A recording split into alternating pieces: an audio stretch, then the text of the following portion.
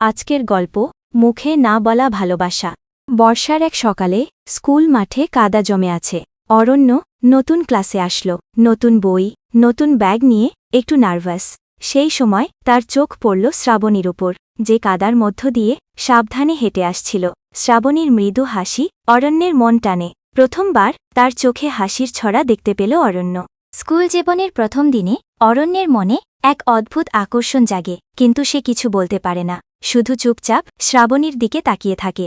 একদিন বাংলা ক্লাসে ম্যাডাম সবাইকে জোড়ায় বসার জন্য বললেন।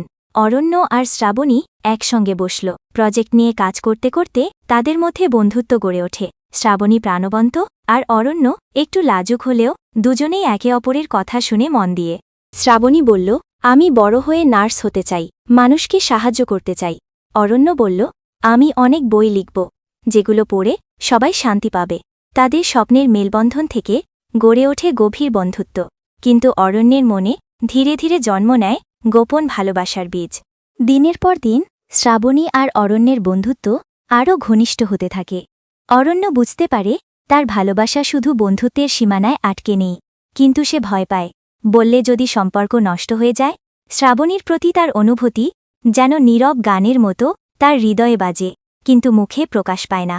একদিন কবিতার প্রতিযোগিতায় অরণ্য লেখে, যাকে কিছু বলিনি সে আজও আমার গল্পে থাকে, চোখে চোখ রাখলেও মুখে বলা হয় না। শ্রাবণী কবিতাটি পড়ে তার চোখে এক অজানা বিষাদ দেখতে পায়, কিন্তু কোনো কথা বলে না। স্কুল জীবনের ছোট ছোট মুহূর্তগুলোতে অরণ্য আর শ্রাবণীর মিষ্টি বন্ধুত্ব বেড়ে চলেছে। তারা একসাথে ক্লাস করে, মাঝে মাঝে হাসে, কখনো কখনো একে অপরের দিকে চুপচাপ তাকিয়ে থাকে। শ্রাবণীর এক স্মিত হাসি অরণ্যের জন্য একটি দারুণ উপহার। একদিন শ্রাবণী হঠাৎ বলল, অনেকে বলে আমরা প্রেম করি। অরণ্য একটু লজ্জায় লজ্জায় হাসে এবং বলে, তুমি কি তাই মনে করো? শ্রাবণী বলে, আমি ভাবি তুমি আমার সবচেয়ে কাছের বন্ধু, তবে তোমার কথা বললে মন শান্ত হয়। অরণ্য মনের মধ্যে গভীর একটা অনুভূতি অনুভব করে, কিন্তু তা প্রকাশ করতে পারে না। একটু বড় হওয়ার পর পড়াশোনার চাপ বেড়ে যায়। অরণ্য আর শ্রাবণীর মাঝে কিছুটা দূরত্ব তৈরি হতে শুরু করে। স্কুলের বাইরে দুজনের দেখা সাক্ষাৎ কমে যায়। অরণ্যের মনে কষ্ট লাগে, কিন্তু সে মুখ খুলতে পারে না। একদিন শ্রাবণী অরণ্যকে বলে, আমার মায়ের অসুস্থতা কিছুটা বেশি বাড়ছে, তোমার সঙ্গে কথা বলতে পারছি না। অরণ্য বুঝতে পারে এখন সময় তাদের জন্য কঠিন। সে চুপচাপ বলে, আমি তোমার পাশে আছি, তুমি যে কোনো সময় আমার কাছে আসো। তাদের মন মাঝে এই দূরত্ব যেন ভালোবাসার গোপন কথা আরও গোপন করে ফেলে। দূরত্ব বাড়ার সঙ্গে সঙ্গে মাঝে মাঝে ভুল বোঝাবুঝিও হয়। অরণ্য মনে করতে থাকে শ্রাবণী হয়তো তাকে ভুল বুঝেছে, আর শ্রাবণী ভাবতে থাকে অরণ্য হয়তো দূরে সরে গেছে। একদিন শ্রাবণী ফোন করে বলল, তুমি কি আমার পাশে আছো? অনেক দিন তোমার খবর পাইনি। অরণ্য হৃদয় কাঁপিয়ে বলে, আমি সবসময় তোমার কথা ভাবি, কিন্তু কিভাবে বলবো বুঝি না। এই ভুল বোঝাবুঝির মাঝে তাদের ভালোবাসা চুপচাপ লুকিয়ে থাকে, মুখে না বললেও হৃদয়ে বাজে এক গভীর সুর। একদিন শ্রাবণী একটি দুর্ঘটনায় গুরুতর আহত হয়। হাসপাতালের বিছানায় শুয়ে সে খুব দুর্বল। অরণ্য খবর পেয়ে হাসপাতালে ছুটে আসে। সেই মুহূর্তে অরণ্যের মনের সব চুপ থাকা কথাগুলো যেন একসঙ্গে গলাধাক্কা খেতে থাকে। সে শ্রাবণীর হাত ধরে বলে, আমি তোমাকে অনেক দিন ধরে ভালোবাসি, শুধু বলতে পারিনি। শ্রাবণী আকাশের দিকে তাকিয়ে ফিসফিস করে, আমিও তোমাকে ভালোবাসতাম, কিন্তু বলার সাহস পাইনি।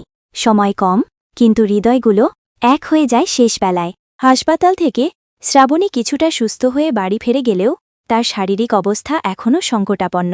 অরণ্য তার সাথে কাটানো মুহূর্তগুলো স্মৃতির পাতায় ভেঙে ভেঙে জমে রাখে। একদিন তারা দুজনে বসে স্কুলের পুরনো ছবিগুলো দেখে।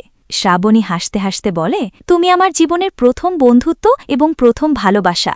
অরণ্য বলে, তুমি ছাড়া আমার জীবন অসম্পূর্ণ, আমি তোমার জন্য প্রতিদিন কবিতা লিখি। স্মৃতিগুলো তাদের মধুর সম্পর্কের অমলিন প্রমাণ হয়ে রয়ে যায়। অরণ্য বুঝতে পারে শ্রাবণীর সময় কম বাকি। সে হাসপাতালের বিছানায় বসে তার প্রতি যত্নশীল। এক রাতে তারা দুজনেই চুপচাপ থাকে। অরণ্য ধীরে ধীরে বলে, যতদিন আমরা একসঙ্গে ছিলাম তোমাকে বলতে পারিনি, কিন্তু আজ বলছি, আমি তোমাকে ভালোবাসি। শ্রাবণীর চোখ থেকে গড়িয়ে পড়ে এক অশ্রু। সে হাসি দিয়ে বলে, আমি জানতাম, তবুও তোমার কথা শুনতে এত ভালো লাগছে। এই শেষ মুহূর্তের ভালোবাসার প্রকাশ তাদের সম্পর্কের চূড়ান্ত সংযোজন। শ্রাবণী চিরতরে চলে গেলেও অরণ্যের হৃদয়ে তার স্মৃতি অমলিন থাকে। সে প্রতিদিন শ্রাবণীর কবিতা, স্মৃতি আর তাদের নীরব ভালোবাসার গল্প নিজের অন্তরে ধারণ করে। অরণ্য হয়তো কখনো মুখ খুলে বলতে পারেনি, কিন্তু তার ভালোবাসা চিরকাল জীবিত ছিল। সে জীবনের প্রতিটি মুহূর্তে শ্রাবণীর জন্য গান গায়, কবিতা লেখে এবং তাদের অমোঘ ভালোবাসার গল্প সবাইকে বলে।